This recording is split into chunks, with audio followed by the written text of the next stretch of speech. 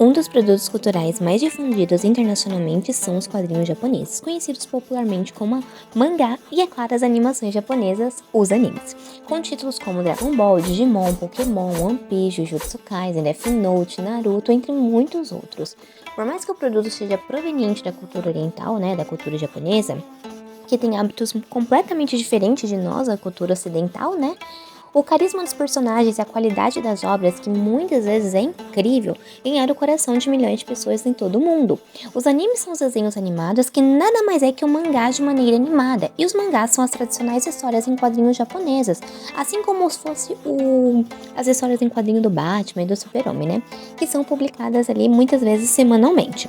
Ambas as formas de produção têm um enorme sucesso comercial, movimentando a economia do Japão. Seus fãs são em geral muito engajados com a obra e, além de ler e assistir, consome os mais variados tipos de produtos, como os bonecos, jogos, videogames, camisetas, boné, quadro, fantasia e tudo mais, Agora vamos lá, se você quer saber o impacto disso na cultura japonesa, venha comigo!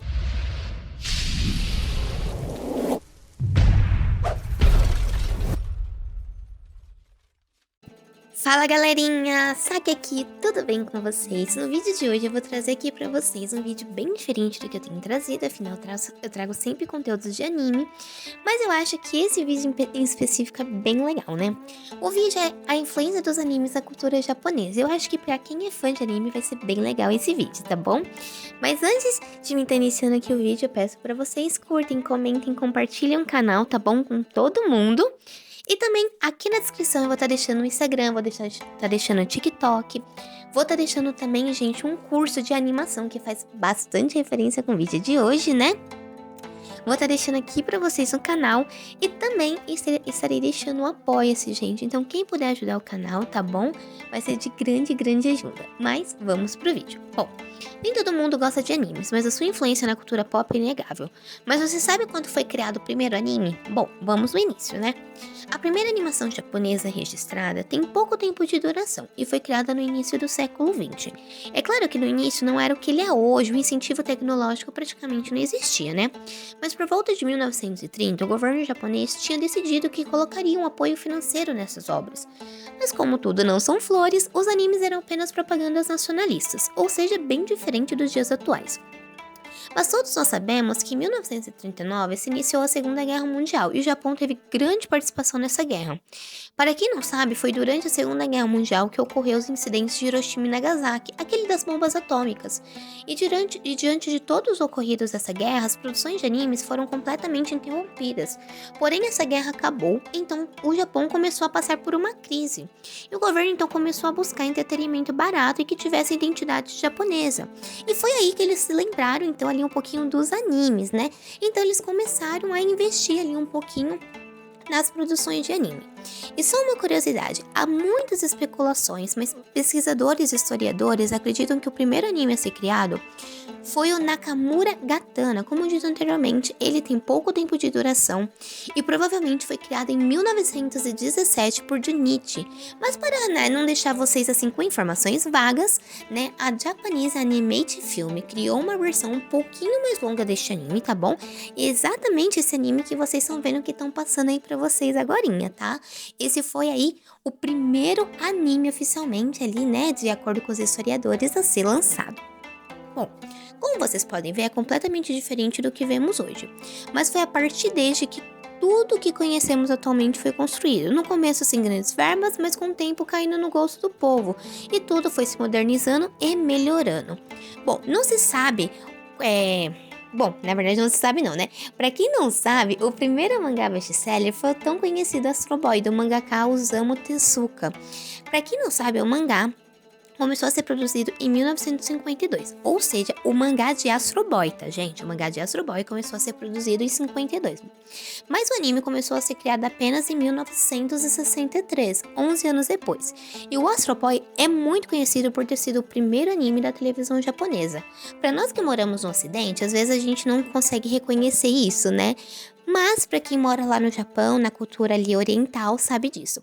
E para quem não sabe, o Astro Boy é um robô que foi criado por um cientista para substituir o seu falecido filho. Astro Boy marcou a história por ser a primeira série animada a ser exibida, claro, na época em preto e branco, né? E que rapidamente fez um enorme sucesso no país, apresentando uma estética que mais tarde se tornaria conhecida mundialmente como anime. Ou seja, tudo começou lá com o Astro Boy, né? Osamu Tezuka não inventou o mangá, mas sem dúvidas ele foi o responsável por popularizá-lo ao apresentar desenhos simples, mas com ação sempre clara, com técnicas pioneiras de enquadramento cinematográfico, influenciado principalmente pelas animações da Disney, de quem ele era muito fã na época. E olha só que ironia, gente. Anos depois, o Rei Leão da Disney seria acusado de plágio na obra de Tezuka, Kimba, o Leão Branco. Então ainda deu essa tretinha aí com a Disney. Então deu pra vocês entenderem, né, que tudo ali meio que começou com o Astro Boy, né? O Astro Boy ele foi um sucesso, deu origem à indústria de animação japonesa, que hoje em dia gera aí bilhões de dólares para os cofres do país. Ambas as produções, mangá e anime, tiveram uma grande influência no surgimento de muitos outros atores e no desenvolvimento de novos animes e mangás. E para quem está curioso, o pintor Hokusai, lá no século XIX, inventou o mangá. Sim, ele foi inventado por um pintor. Ele foi o primeiro a criar histórias em quadrinhos em sequência, né, de forma sequencial, ou seja, né, que tinha aquele começo, meio e fim. E o primeiro mangá foi chamado de Hokusai Mangá, e no todo teve 15 volumes, e foi a partir daí que o mangá começou a ser desenvolvido em território japonês. Então olha que interessante, gente. O primeiro anime foi o Astro Boy, mas o primeiro mangá foi o Hokusai Mangá, então que era de um pintor, né? Não era nem de um desenhista, um mangaka ou qualquer coisa do tipo, né? Bom, até aqui vocês já conseguiram entender bastante coisa. Como quem criou o mangá, o primeiro anime a ser criado, o anime que realmente popularizou as animações japonesas pelo mundo. Continuando, os animes, eles trazem muito da cultura japonesa que nós, que vivemos no ocidente, muitas vezes não conhecemos, como por exemplo em One Piece. A saga de Wano, que é a última saga animada agora que nós estamos tendo, é completamente inspirada na mitologia feudal do Japão. Por exemplo, o Momo, que é um dos personagens dessa saga, é inspirado no conto de Momotaro, que para quem não sabe, esse conto é altamente conhecido dentro do folclore japonês. Essa lenda diz que um pequeno menino encontrado dentro de um pêssego gigante, que junto com um cachorro, um macaco e um fazão, enfrentaram uma longa jornada determinados a lutar contra os demônios de Onigashima, que Onigashima em japonês significa Ilha dos Demônios, que atormentava o povo do seu vilarejo, exatamente como se passa em Wano, né? Onigashima é o local onde se encontra o vilão do arco, o temível Kaido.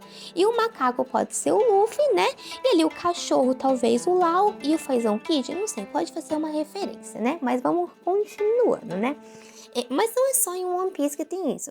Por exemplo, vocês sabiam que o Sukuna, o vilão final de Jujutsu Kaisen, que agora tá aí no hype, que tá enfrentando o Satoru Gojo, também é baseado na mitologia. E por quê? E por que lá muitos acreditam que ele existiu de verdade? Sim, pasme, o Sukuna existiu de verdade na mitologia japonesa. E também ele, na mitologia japonesa, possui 4 olhos e 4 braços. Coincidência, não? Mas o conto mais famoso de todos é, sem sombra de dúvidas, a tão temida Raposa de 9 Caudas. Sim, a Kyuubi que aparece em Naruto. O espírito da raposa é bastante conhecido por alguns nomes, né? Como Huli, Hulijing, Kitsune ou Guminho. Na China, Japão e Coreia, né? Então ele é conhecido nesses 3 países. E adivinha, a Catarina Devon de One Piece, aquela lá do que anda com Barba Negra, que é uma dos capitães titãs do Barba Negra, possui a Akuma no Mi nomeada Kyuubi no Kitsune, exatamente a raposa de 9 caudas, que também vai aparecer em One Piece mais pra frente, né? O Oda, criador de One Piece, já revelou que essa Akuma no Mi é da Catarina, tá? Então ela tem a Akuma no Mi da Kyuubi, sim, tá bom, gente?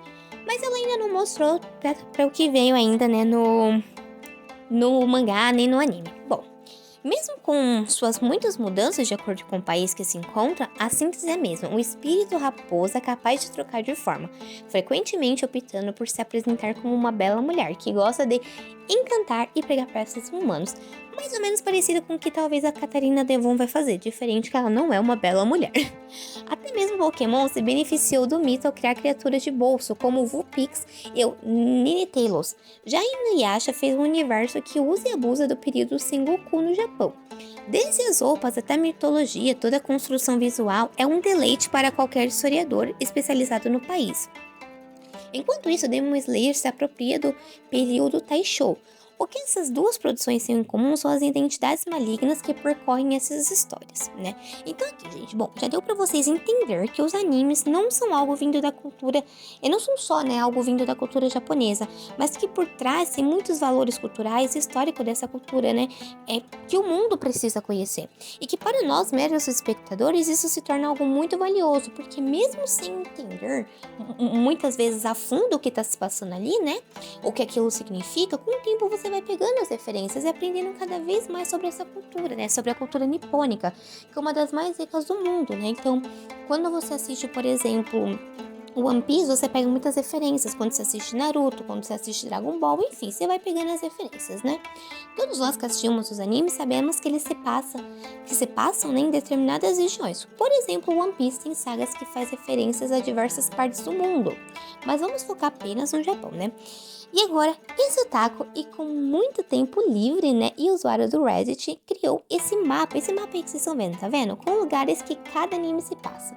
É claro que esse usuário, ele é apenas um fã, e não dá pra afirmar com toda certeza que ele está 100% certo, né?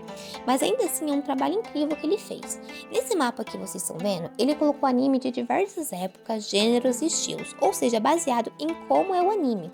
E ele deduziu em qual província japonesa aquela obra se passa. Então assim, olha o trabalho que esse cara teve, né? Então ele pegou diversos animes diferentes, de gêneros diferentes, de épocas diferentes e colocou no mapa baseado com o que ele acha, da província que ele acha que se passaria aquele anime, né? Agora me conta, e aí, você já sabe ali onde o seu anime preferido se passa? Quando você tiver a oportunidade de ir pro Japão, passa lá na província, hein? Mas agora, gente, vamos falar dos Isekai. O gênero Isekai, ele surgiu como uma fuga do mundo real, né? Nessas histórias, uma pessoa é transportada para outro mundo, precisando lidar com novas regras, leis, indivíduos, poderes. A primeira história desse gênero surgiu lá em 1976, com um romance chamado Guerreiros de Outro Mundo, de Haruka Takeshiro. A ideia foi transportada para o mundo dos animes só lá em 83, né? Outras produções se tornaram igualmente popular, como Fushigi Yugi em 92 e o próprio Inuyasha em 96.